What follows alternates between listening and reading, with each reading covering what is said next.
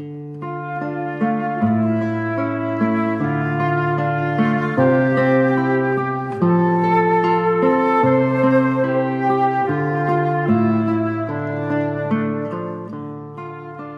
el mes quinto, a los 7 días del mes, siendo el año 19 de Nabucodonosor, rey de Babilonia, vino a Jerusalén Nabuzaradán, capitán de la guardia, siervo del rey de Babilonia, y quemó el templo, y la casa del rey, y todas las casas de Jerusalén, y todas las casas de los príncipes quemó a fuego.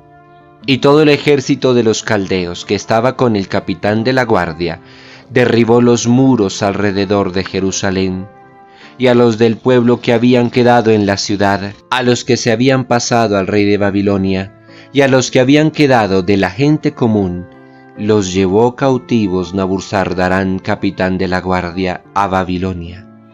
Mas de los pobres de la tierra dejó Nabuzaradán, capitán de la guardia, a unos pocos para que labrasen la tierra.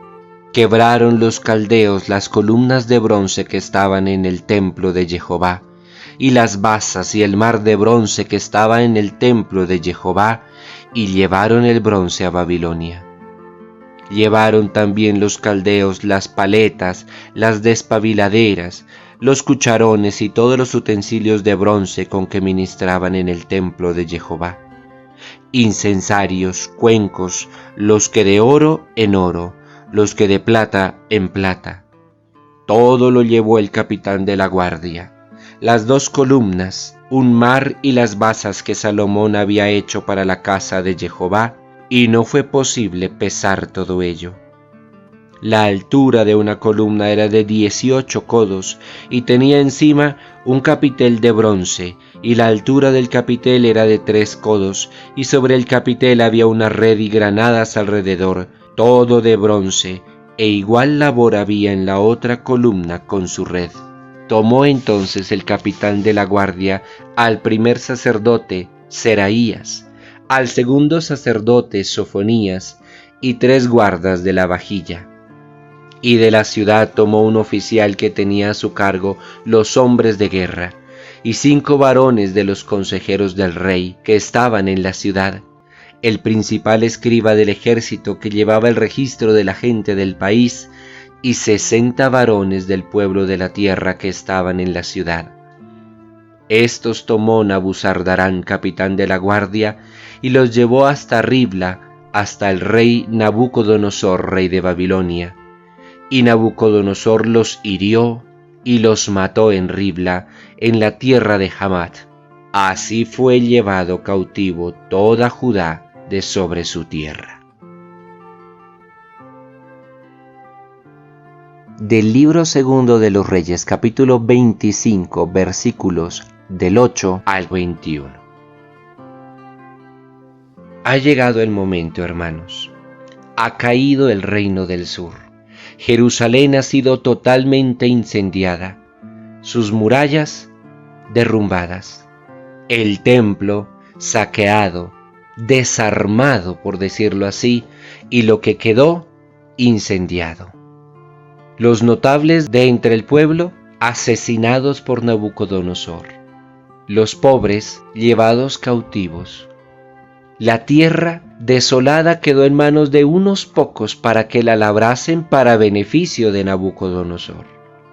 Ha desaparecido el reino del sur. Las 2 tribus que quedaban aún de las 12 tribus de Israel han sido exterminadas y llevadas cautivas hasta Babilonia. Esta dinámica se ha dado porque la geopolítica de aquel entonces, año 587 a.C., se gestaba entre grandes potencias que luchaban por abarcar el mayor territorio posible. Y esta pequeña porción de tierra, ocupada ahora solamente por el reino de Judá, era primordial para el comercio de las grandes potencias. La quería Egipto porque por allí pasaba hacia Asia. La quería Asiria porque por allí se llegaba hasta África. Babilonia la quería porque por ella podía llegar y acceder a las rutas comerciales de África, pero también al Mediterráneo. Judá estaba en medio de grandes, Judá estaba en el camino de gigantes, y cayó en todos estos ires y venires de la política militar de su tiempo. Pero lo veremos más adelante. La lectura que harán los profetas no es de lástima, justo estaba en el camino y le tocó. No, la lectura que harán los profetas es que todo esto fue castigo divino, porque después de tanto tiempo, el pueblo de Israel, primero en el reino del norte Israel y ahora en el reino del sur, Judá, fue infiel a Dios.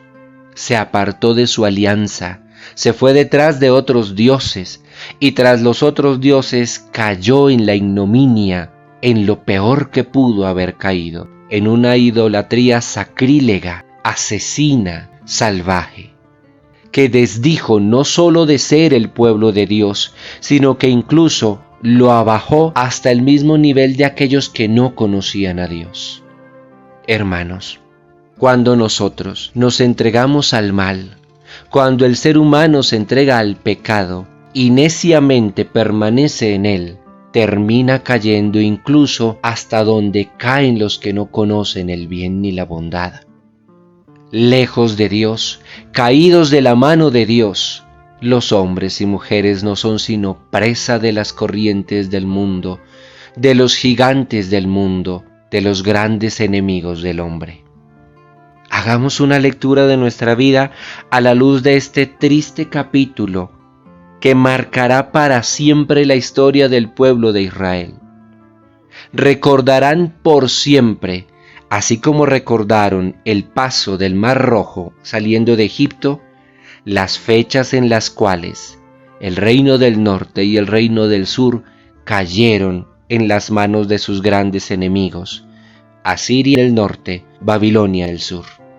Pensemos, hermanos, si nosotros, en ese diálogo necio y testarudo que mantenemos con nuestras mañas, nuestras costumbres, nuestros defectos, nuestras debilidades, nuestras flaquezas, con la misma tentación, estamos gestando poco a poco el día en que caigamos irremediablemente.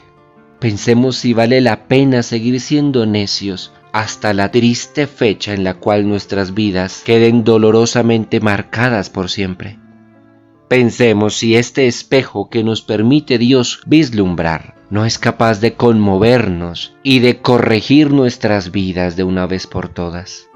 Pensemos en lo que le espera a todos aquellos que deciden neciamente darle la espalda a Dios.